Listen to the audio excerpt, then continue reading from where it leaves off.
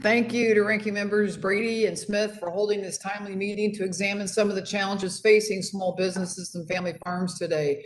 To you three guests that are here today, I could not say any better than how you've said it. You all could be from my district in Indiana. I continue to hear from family-owned businesses and farmers and hardworking middle-class Hoosiers just like you across my district who are terrified, literally terrified of what's actually happening with this Democrats' proposed tax hikes will have on them. I was grateful to serve on this committee when we passed the most significant overhaul of our tax code in 31 years. The Tax Cuts and Jobs Act has made the tax code simpler and fairer, cuts taxes for hardworking Americans and family-owned businesses.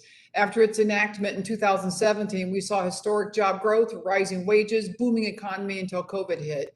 But now that we're putting the pandemic behind us, instead of working on pro-growth policies to rebuild our economy, Democrats under President Biden are seeking to raise taxes on American families and job creators, all to pay for their left-wing wish list. In particular, Democrats have honed in on repealing stepped-up basis, crucial provision, which allows family businesses and farms to pay capital gains on their properties increase in value since the time the land was inherited, and only when the property has been sold by a surviving family member. Without this provision, the next generation of Hoosier farmers could be forced to sell their land just to pay the supercharged death tax.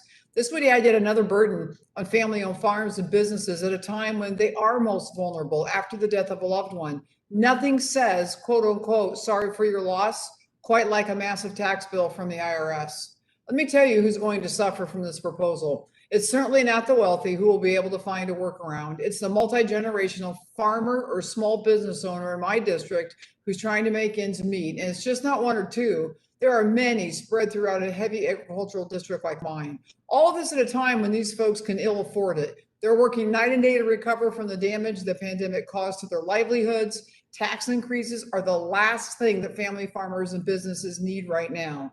These are the people that make America great. These are the food producers and job creators whose families have been doing this for generations after generations, just like yours.